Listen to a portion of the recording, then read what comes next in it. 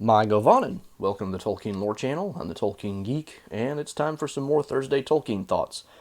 And today I am thinking about specifically the topic of Valinor, the landmass that is also the landmass itself is Aman, and the land is Valinor because it is the land of the Valar, and it's also called the Blessed Realm, the Undying Realm, or the Undying Lands. So the reason I was thinking about this was because a long time ago, when I first read about the Silmarillion and how the world, was made round and all that stuff, before I fully understood the whole Valinor becomes separated from the rest of the world, it occurred to me that Valinor, if it is west of Middle Earth, and Middle Earth is basically Europe, Valinor ought to be America, geographically speaking.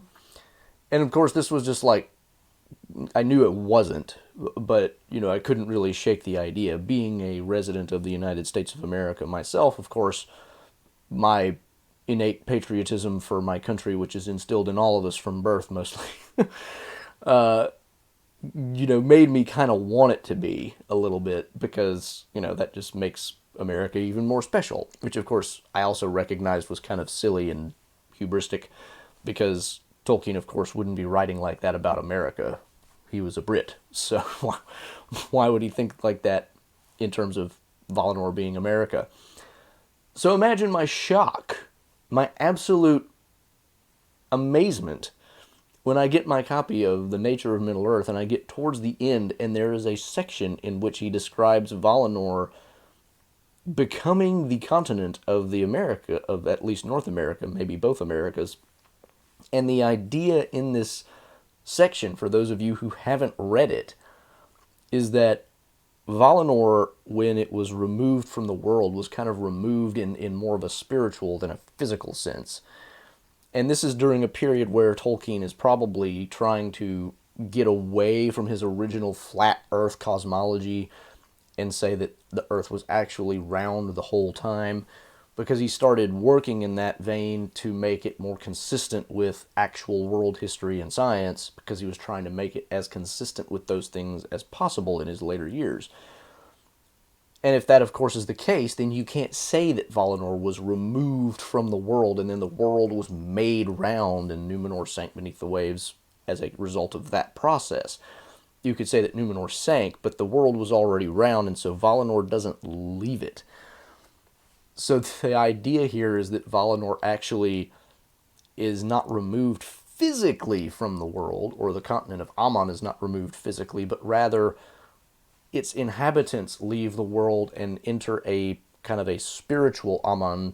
And I hate using the word spiritual because I don't really, that has a lot of connotations in like theological debates that I think are really kind of messy. But the point is, it's not a physical removal of the continent they lived on, and now they're living somewhere off the planet, and the straight road is still a thing, but it's not a straight road to a continent that was physically removed from a flat world so that it could be made round.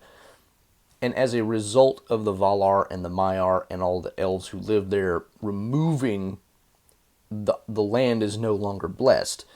Because even in the early days, and by early days I mean like Lord of the Rings period when he's writing that, and the age of when he was writing the Numenor story in the first instance, when they start having conversations about what makes the Blessed Realm blessed and what makes it the Undying Lands, it's the presence of the Valar there that makes the land what it is. The land itself is not all that special.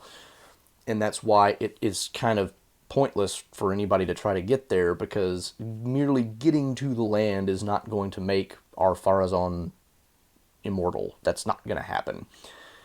So what makes the land unique and special is the fact that its inhabitants are unique and special. So when they leave, suddenly Aman just becomes another landmass. And so Tolkien toyed with the idea of that landmass being America, which I read that and I was just like, I guess I was onto something after all, and I just didn't know it. So it was just really funny and interesting to read that. And of course, anybody who's read The Nature of Middle Earth, this is old news by now, but I just wanted to put it out there for those who haven't read it, and partially also because it justifies my own silly, hubristic nationalist beliefs when I was much, much younger, because like I said, I was shocked when I read that, because I'd always like consciously put that aside as, oh, that's silly, that's silly, that's silly. And then to find that Tolkien actually messed around with the idea and actually put it to paper, never, of course, settled on that, but the idea that he was even thinking in those directions was like, oh, okay, I'll take that. So anyway, it's just really interesting too to think in broader terms about how Tolkien was messing with his cosmology and how he was trying to make that round world idea work within his pre-existing mythology and how to make it all fit together. And this is an example of one way that he was thinking about doing that, is like, if I've already got a round world and I can't make it round from a flat, then what is Aman? And, the natural thing to think, which is why I thought it when I was younger, is that's America. And so, just an idea of how his process of thinking went when it came to trying to revise his legendarium to make it a more scientifically and historically accurate type of thing, or at least consistent with science and history.